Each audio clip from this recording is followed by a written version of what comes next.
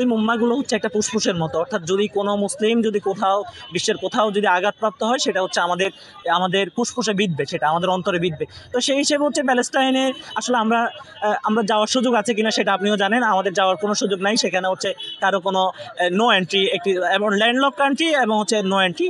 তো সেই হিসেবে হচ্ছে আমরা আমাদের এখান থেকে অন্তত আমরা পরবর্তী জীবনে আল্লাহ যদি আমাদেরকে এই প্রশ্ন করে তোমরা প্যালেস্টাইনের জন্য কি করেছো, আমরা বলবো আমাদের সর্বোচ্চ সাধ্য এতটুকু ছিল, আমরা তাদের জন্য এতটুকু করেছি। তো আমরা এর চেয়ে বেশি কিছু আসলে আমাদের করার সুযোগও না। আমাদের রাষ্ট্র হচ্ছে, আপনি দেখেন আমাদের রাষ্ট্র কিন্তু প্যালেস্টাইনের জন্য ডিরেক্ট কোনো কিছু করছে না, এটা হচ্ছে আমরা বিচ্ছিন্নভাবে হচ্ছে আমরা বিভিন্ন সংগঠন বিভিন্নভাবে আমরা বিভিন্ন ব্যানারে ফেস্টুনে আমরা এই ধরনের প্রোগ্রামগুলো করছি।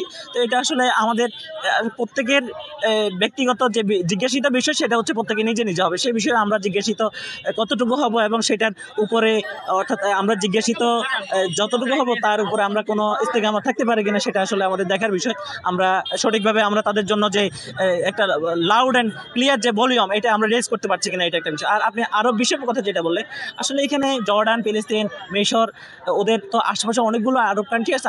আরব বিশ্বের কথা আমি বলবো না, কেননা গত বেশ কিছুদিন আগে থেকে হচ্ছে দেখতে হচ্ছে আরব বিশ্ব হচ্ছে আমেরিকার অর্থাৎ ডোনাল্ড ট্রাম্পের সাথে হচ্ছে বেশ কয়েকটা চুক্তি করতেছে। এখানে যে ডোনাল্ড ট্রাম্পের যে একটা প্রকল্প ছিল, অর্থাৎ যেটা হচ্ছে যে ফিলিস্তিনে হচ্ছে তারা হচ্ছে একটা বিনোদন সেন্টার বা এই ধরনের কিছু একটা করবে, সেখানে হচ্ছে দেখলাম হচ্ছে আরব বিশ্ব তারা হচ্ছে ফিলিস্তিনি বাসীদের হচ্ছে কোনো ক্ষতি না করে হচ্ছে তারা সেই প্রকল্পে হচ্ছে তারা নিজেদেরকে হচ্ছে মানে করেছে, তারা যে সম্মতি প্রকাশ করেছে। তাহলে আলটিমেটলি হচ্ছে যখন কোনো একটা রাষ্ট্রে দীর্ঘ চলমান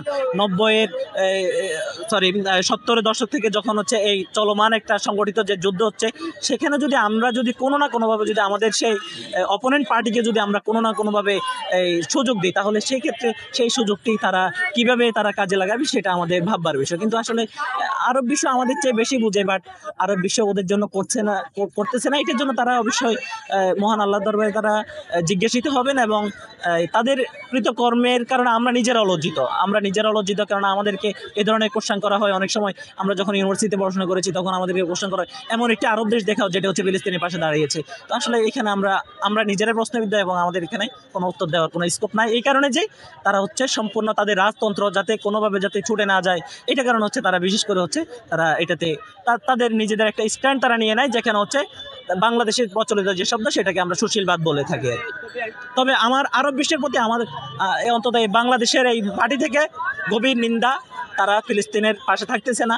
এটা কারণে হচ্ছে ফিলিস্তিনের খুবই একটি ভাইরাল একটি ভিডিও ছিল, সেখানে একজন বাবা তার ছেলে ইয়াসিনকে বলছে, ইয়াসিন তুমি আল্লাহ রাসূলকে বলে দাও মুসলিম বিশ্ব আমাদের সাথে নাই।